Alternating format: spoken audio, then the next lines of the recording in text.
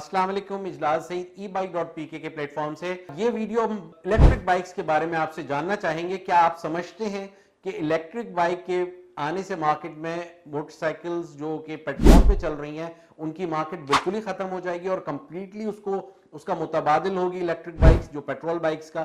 तो ये हम आज देखेंगे अपनी इस वीडियो के अंदर।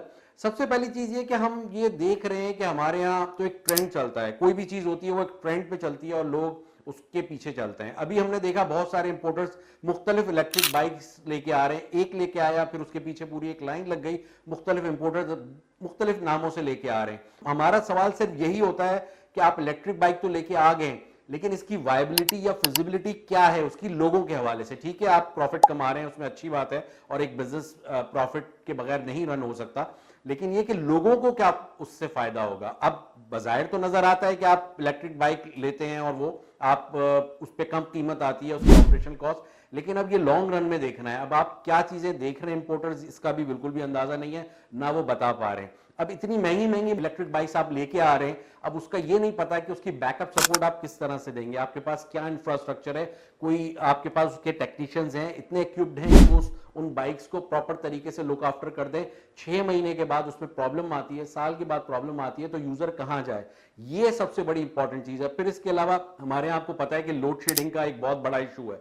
अब मेजॉरिटी जो एरियाज है वहां पे लोड शेडिंग समर में तो खैर होती है और इस अक्टूबर नवंबर में भी बहुत ही ज्यादा लोड शेडिंग हो रही है, तो वो उसका रिप्लेसमेंट क्या होगा। अब अगर कोई लॉन्ग रूट पे जाता है तो वो किस तरह से चार्जिंग अपनी बाइक्स को करेगा, कहां पे आपके स्टेशन होंगे, कोई एक ज्वाइंट एफर्ट है गवर्नमेंट के साथ, कोई लाइजन किया हुआ है कि आप उसको मुख्तलिफ चार्जिंग स्टेशन आप बनाएंगे, तो वो उसका कुछ नहीं पता। फिर बाइक्स जो है आपकी इलेक्ट्रिक बाइक्स वो किस तरह से बारिशों में परफॉर्म करेंगी, कोई एक ऐसा अब तक हमें नजर नहीं आई कोई ऐसा इलेक्ट्रिक बाइक इंपोर्टर कि वो हमें बता सके कि क्या उनकी बैकअप फैसिलिटीज हैं, किस तरह से उनकी बाइक परफॉर्म करेगी और क्या वायबिलिटी है। अब इतनी महंगी बिजली हो रही है, अगर हम कराची की बात कर लें तो अभी रिसेंटली जो नोटिस आया है कि इलेक्ट्रिक का, उसमें तकरीबन कोई 3.15 के करीब वो यूनिट बढ़ा रहा है। अब इसकी वायबिलिटी किस तरह से होगी, मोटर्स की अवेलेबिलिटी, फिर मोटर्स जो हैं वो उसकी कीमत किस तरह से वायबल होगी, अगर वो कंपेयर करते हैं पेट्रोल के साथ